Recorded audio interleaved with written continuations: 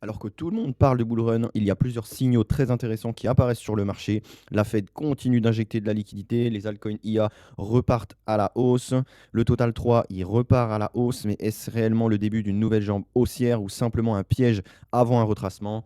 Aujourd'hui, on va analyser la macro, Bitcoin, mais aussi Ethereum et Total 3 pour voir ce que le marché prépare réellement. Tout d'abord, commençons par la macro. Donc cette semaine, la Fed a encore ajouté des liquidités au système financier. Historiquement, lorsqu'il y a davantage en fait de liquidités, les actifs risqués comme les actions et les crypto-monnaies ont tendance à en profiter. On le voit d'ailleurs avec le SP500 qui bat des records ces derniers jours, donc il reste vraiment solide. Et il y a certains secteurs qui surperforment clairement le marché. Mais attention, parce que la liquidité à elle seule ne suffit pas. Ce qu'il faut vraiment surveiller maintenant, c'est si cet argent continue d'arriver ou si ce mouvement n'est qu'un rebond temporaire. On a aussi Michael Saylor qui indique à tout le monde de privilégier le hold à long terme pour les bitcoins. Et on a aussi 107 BTC d'une valeur de 3,3 millions de dollars qui ont été brûlés, donc d'un mystérieux événement on-chain. On ne sait pas du tout qui c'est. Donc tout d'abord, on va passer à Bitcoin pour l'analyse, donc sur le contrat CME en 4 heures actuellement. Donc on voit que là, on a eu un beau rebond, une belle prise de liquidité juste en dessous justement de son support justement. On a fait une vidéo sur Crypto Squad qui indiquait pourquoi il fallait surtout pas mettre ses stops juste ici pour pas ne se faire piéger par le marché.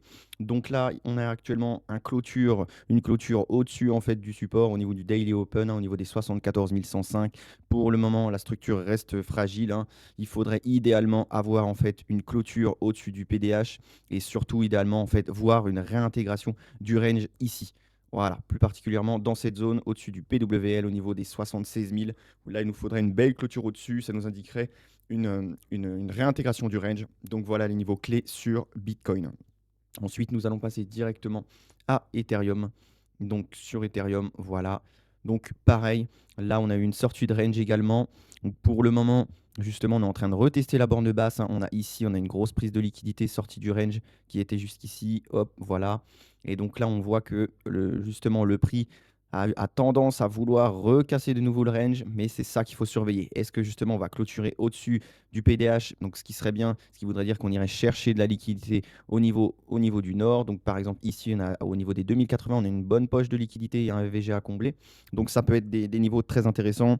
Euh, Généralement, lorsqu'Ethereum, lui, commence à surperformer, en fait, eh ben, les altcoins, ils suivent avec un léger retard, hein. C'est souvent, en fait, un des premiers signaux annonçant un retour d'intérêt vers les altcoins. Donc, pour l'instant, bah, la structure, elle reste propre, hein. Mais comme toujours, il faudra confirmer bah, par la cassure des prochaines résistances importantes pour, justement, bah, pouvoir se positionner et voir où le prix souhaite aller. Voilà. Ensuite, nous allons continuer directement avec le Total 3. Donc, c'est probablement en fait la partie la plus intéressante aujourd'hui, le Total 3. Voilà, on va se mettre juste ici. Donc le Total 3, il montre enfin des signes de reprise, hein, juste ici, hein. On voit il a eu une belle prise de liquidité juste en dessous son PWL, donc parfait. Et puis on est reparti directement à la hausse. Donc beau petit mouvement. Donc on observe notamment en fait une rotation des capitaux vers certains secteurs, hein. Donc les tokens liés à l'intelligence artificielle, bah, comme Render, IO ou encore Tao, fait, ils commencent à attirer beaucoup de liquidités. Donc nous, on était positionnés dessus. Dans notre canal privé, justement, on avait pris des positions et on a pris des bénéfices justement sur certains de ces tokens. Donc cela, ça pourrait simplement être un décalage avant un rattrapage. Donc pour le moment, en fait, le scénario haussier, il reste valide, hein, tant que justement, bah, le Total 3, lui, il conserve sa dynamique actuelle, à savoir justement cette poussée. Donc idéalement, donc, il faut savoir, mais encore une fois, en fait, le marché n'évolue jamais en ligne droite, hein. Donc, des retracements restent possibles. Il faudrait casser en fait ce niveau-là, et là ensuite, on pourrait aller chercher des niveaux au nord bien plus supérieurs. C'est vraiment ces niveaux-là qu'on surveille actuellement, hein, parce que là, il peut très bien y avoir un retracement, et puis on peut aller rechercher de la liquidité plus basse. Voilà. Donc, à surveiller, ça, c'est très important. Ensuite, si on fait une petite analyse, on peut regarder. On a Render justement qui est venu en fait combler son FVG juste ici à ce niveau-là.